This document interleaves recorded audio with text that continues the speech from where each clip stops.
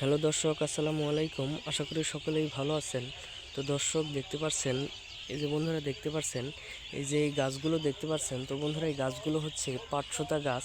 তো বন্ধুরা আপনারা অবশ্যই বাড়ির পাশে এই ধরনের পাটসুতা গাছগুলো চাষ করতে পারবেন।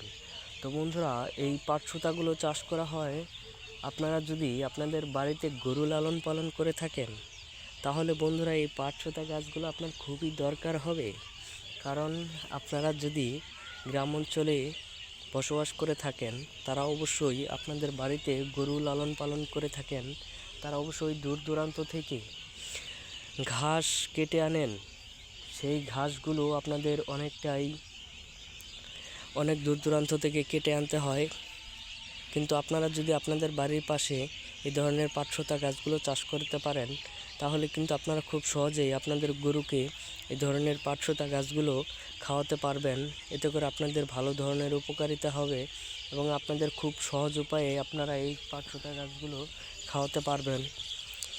তো বন্ধুরা এই পাটসুতা গাছগুলো চাষ করে অনেক কৃষক ভাইরাই ভালো ধরনের উপকারিতা পেয়েছে এবং আপনাদেরও খুব উপকারিতা পেয়ে যাবেন। তো এই পাটসুতা গাছগুলো খুব সহজেই চাষ করতে পারবেন আপনাদের চাষের জমিতে। তো বন্ধুরা, আমাদের ভিডিওটি যদি আপনাদের একটু ভালো লেগে থাকে, তাহলে অবশ্যই চ্যানেলটি সাবস্ক্রাইব করে দেবেন। ধন্যবাদ সকলকে, সকলেই ভালো থাকবেন। আসসালামু আলাইকুম।